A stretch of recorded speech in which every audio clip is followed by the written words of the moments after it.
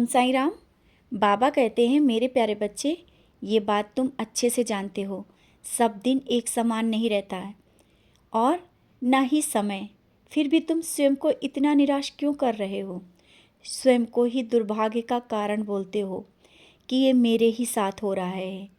और बात तुम्हारी मुझे दुख देती है जब तुम बार बार कहते हो मेरे जीवन में ही दुख लिखा है। सबके जीवन में सब कुछ अच्छा होता है, लेकिन मेरा जीवन व्यर्थ है, मेरे जीवन में ही परेशानियां हैं। बच्चे, तुम क्या हो जो स्वयं को नहीं देख पा रहे हो? और तुम इस तरह से बेवजह मेरी पूजा नहीं करते हो। इसका भी एक कारण है। मैंने तुम्हें चुना है और तुम जानते भी हो। और अगर तुम मेरी पूजा करते हो तो बेवजह नहीं कर रहे हो ये सब चीज़ें। और ना ही तुम अपने मन में ये विचार लाओ कि तुम्हारी किस्मत नहीं अच्छी है। और बार बार किस्मत को मत दोष दिया करो, क्योंकि बार बार जब तुम किस्मत को दुख देते हो ना या दोष देते हो तो मुझे भी अच्छा नहीं लगता है। क्योंकि किस्मत तुमने नहीं देखी है, मैंने देखी है। और जब मैं हूँ तुम्हारे साथ, तुम्हारा साईं है तुम्हारे साथ, तो किस्मत कितनी भी खराब हो एक दिन चमकेगी ज़रूर। विश्वास रखना, चमकेगी ज़रूर।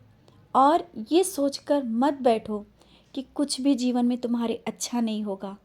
अच्छा कब होगा, कैसे होगा, वो सब मैंने सोच कर रखा है। और हाँ, जब तुम किसी के पास बैठकर व्यर्थ की बातों में समय जब खराब करते हो ना, उस समय को बचा लो, क्योंकि वो समय तुम्हारा बहुत ही कीमती है। उस समय को तुम अपने किसी बहुत ज़रूरी काम में उपयोग में लाओ, क्योंकि जानता हूँ तुम्हारे पास बहुत से काम हैं। लेकिन कभी कभी तुम्हारे मन में विचार आता है ना कि जब सब सही नहीं हो रहा है तो जैसा हो रहा है चलने दो। नहीं बच्चे, भले ही सही ना हो रहा हो, लेकिन तुम्हें नहीं दिख रहा है किस तरह से तुम्हारे जीवन में क्या चल रहा है। तो जो काम आ रहे हैं, जैसा चल रहा है, जो हो रहा है, उस तरह से चलते रहो, क्योंकि वो रास्ता है जो शायद तुम्हें कहाँ तक ले जाएगा ये तुम्हें खुद भी नहीं पता है। और ये मत सोचो कि तुमने अभी तक कुछ भी नहीं किया, ना ही तुम्हें कुछ मिला है। तुम्हारा दिल जानता है और तुम्हारे मन में जो है वो तुम शायद समझ पा रहे हो क्या मिला है और क्या नहीं। तुम्हारे अंदर जो एक विश्वास जागा है, जो विश्वास है ना, वही तो मैं बताना चाहता हूँ कि तुम्हारा विश्वास किस तरह से ये जागा है।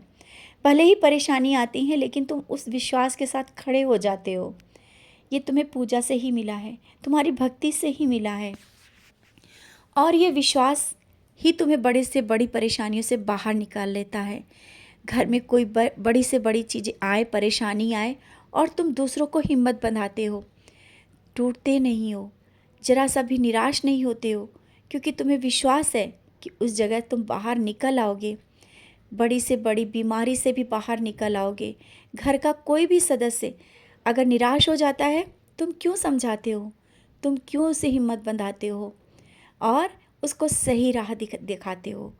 तो इसका कारण समझ रहे हो ना? तुम्हारे अंदर वो शक्ति आई है, वो विश्वास जागा है।